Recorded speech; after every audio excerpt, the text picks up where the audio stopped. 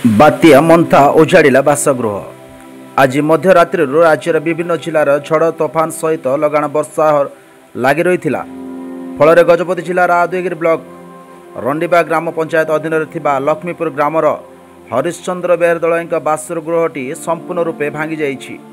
घरर समस्त जिनिसपत्र नष्ट होगा सहित गोरु गाई वर्षारे भिजी भिजी नष्ट होबार लगी रही।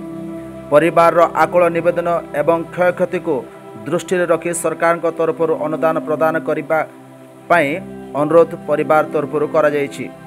तेबे एही प्रकार गजपति जिलार विभिन्न स्थान में भूस्खलन सहित पत्थर अतड़ा खसी रास्ता अवरोध होइछि। तेबे एही बात्या मंथारे क्षयक्षति होइथिबा परिवार को प्रशासन तरफ केबे एही परिवार को क्षयक्षति को पूरण करिवे ताही देखिबाकू बाकी रहिला।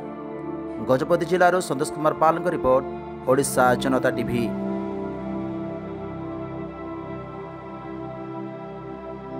ग्राम लक्ष्मीपुर रंडीबा पंचायत सोमवार बेहरदलाई ग्राम लक्ष्मीपुर ग्राम पंचायत रंडीबा आरोदेगिरी ब्लॉक अंतर्गत लक्ष्मीपुर ग्राम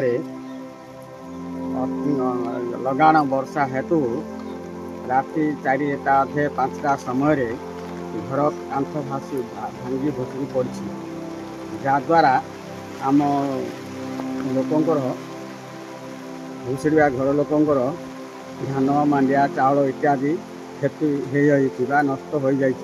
तेणुक सहायता किसी सरकार तरफ मिलते भल होता भुसुड़ी जाए।